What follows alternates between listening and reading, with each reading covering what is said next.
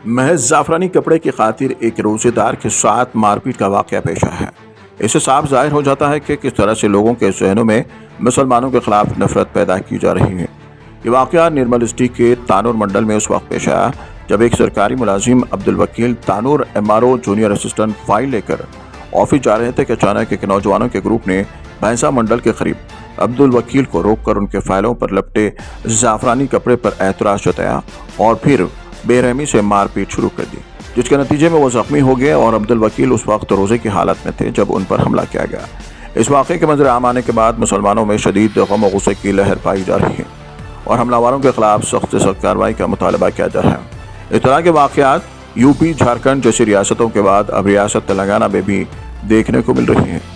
मुस्लिम सियासी कायदीन को चाहिए कि वो इस वाक़े का फौरी नोट लें और हमलावरों के खिलाफ कार्रवाई को यकीनी बनाएं।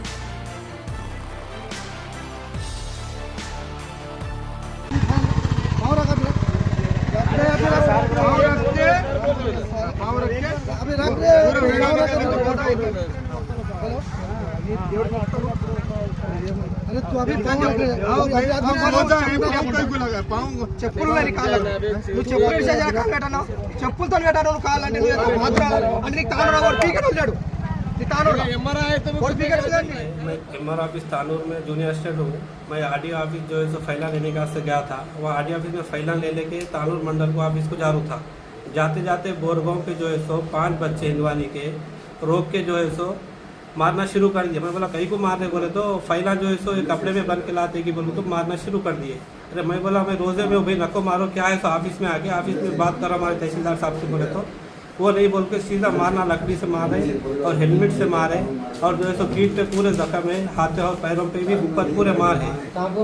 ये जो है सो बोरगांव में मारे, तालुक मंडल में बोरगांव में 5 बच्चे हैं। 5 बच्चे गाड़िया पे थे जी, ये नहीं गाड़िया नहीं है, एक पे गने ऑटो था जी। और जो है सो दूसरे बच्चे जो है सो ठहर के थे। किसी को पहचानते नाम हुए नाम वो हमारे दूसरे बच्चों का मालूम नहीं, को नाम नहीं मालूम।